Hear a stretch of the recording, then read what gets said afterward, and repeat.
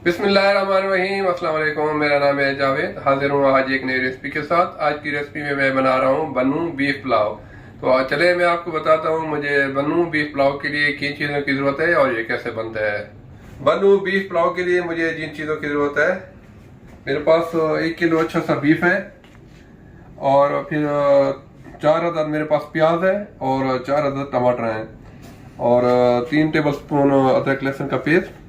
आधे कप से थोड़ा सा कम मेरे पास ऑयल है, आप लोग घी भी यूज़ कर सकते हैं। और थोड़ा सा मेरे पास मिक्स गरम मसाला है, जैसे तेज़ पत्ता हो गया, बड़ी इलायची, छोटी इलायची, लौंग, ज़ीरा, और तकरीबन 1.5 टेबल स्पून चाहिए मुझे नमक। और मैं यूज़ करूँगा, मेरे पास 1 किलो चावल है, ये अच्छा वाला बासमती चावल है। तो अभी नहीं, इसको मैं पहले में जब गोश्त गल जाएगा तो इसको फिर मैं भिगो के रख दूंगा तकरीबन आधे घंटे के लिए। तो शुरू करते हैं अभी बनाना बन्नू बीफ पुलाव। अभी ऑयल को मैंने गरम कर लिया, तो सबसे पहले मैं इसमें डालूंगा प्याज।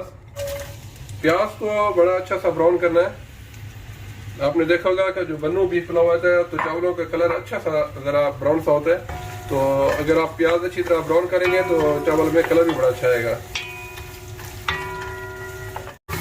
प्याज अच्छी तरह ब्राउन हो गए हैं, वो आपने इतने ब्राउन करने हैं, ठीक है। अभी इसके अंदर डाल दें टमाटर। अभी प्याज और टमाटर को आपने पकाना है जब तक अच्छे टमाटर गल जाए, तो फिर मैं इसमें गोश्त शामिल करूंगा।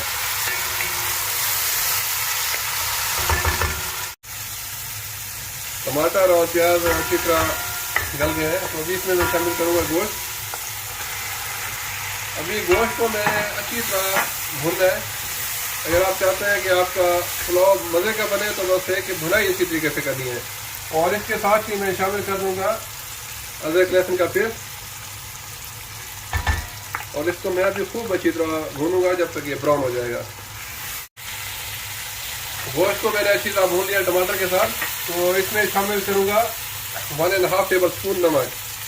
अगर आपके पास 1 किलो चावल और 1 किलो गोश्त है तो मेरे हिसाब से 1.5 टेबल स्पून नमक काफ़ी होता है, फिर भी आप अपने हिसाब से कम ज़्यादा कर सकते हैं।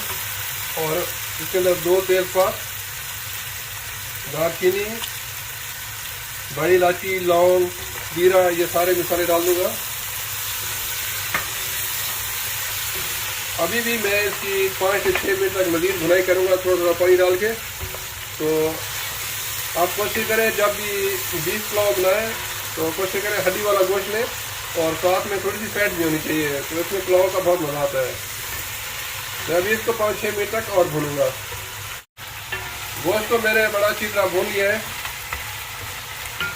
और भूनते भूनते हम लोगों ने देखो तो मज़े की खजूर भी खाई, बिल्कुल ताज़ा खजूर, खजूर से हुई अपने घर की खजूर, ये अजवा खजूर है ताज़ा वाली। और तब तक गोश्त भी भुन गया है। तो अभी मैं इसमें शामिल करूँगा 2 लीटर पानी। आप कोशिश करें गर्म पानी डालें, मैंने उबालने के लिए रख दिया था। तो ये एक बड़ा अच्छा मेथड है कि अगर आपके पास 1 किलो चावल, 1 किलो गोश्त, उसमें तकरीबन 2 लीटर पानी डाल दें, तो तकरीबन ये पकते जब तक गोश्त गलेगा तो 1 कप इनमें से कम हो जाएगा, तो आपके चावल बिल्कुल परफेक्ट बनेंगे। तो अभी इसको ढक के मैं पकाऊंगा तकरीबन 40 से 45 मिनट तक, जब तक गोश्त बिल्कुल अच्छी तरह नरम हो जाए।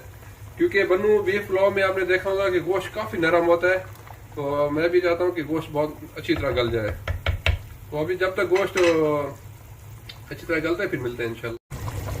अल्हम्दुलिल्लाह गोश्त बहुत अच्छी तरह गल गई, आप देख सकते हैं बिल्कुल नरम।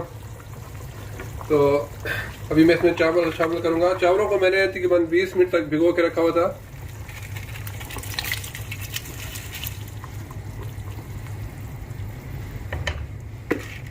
जब चावल का पानी सूख जाएगा तो फिर इसको मैं दम पे लगाऊंगा।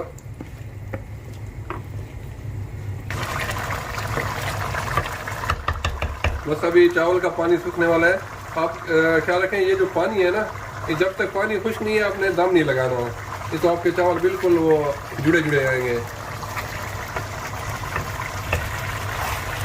अभी देखें पानी खुश्क हो गया है, तो मैं अभी इसको दम पे लगा दूंगा तकरीबन 20 मिनट के लिए। तो अभी दम खोलते हैं, देखते हैं हमारा पुलाव। अल्हम्दुलिल्लाह आप देख सकते हैं बहुत ज़बरदस्त पुलाव है, और खुशबू तो इतनी ज़बरदस्त आ रही है अभी मैं आपको दिखाता हूँ हमारे पुलाव का। ये देखें, एक एक दाना अल्हम्दुलिल्लाह अलग अलग है और गोश्त तो इतना मजे का गल गया है ना।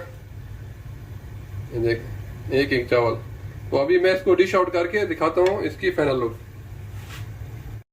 अल्हम्दुलिल्लाह बन्नू बीफ पुलाव बिल्कुल रेडी है। आप देख सकते हैं इतनी अच्छी इसकी लुक आ रही है।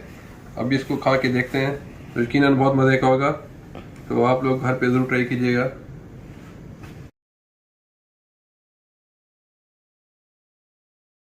उम्मीद है आप लोगों को मेरी आज की ये रेसिपी पसंद आई होगी। अगर पसंद आई तो प्लीज मेरे चैनल को सब्सक्राइब कर लीजिएगा।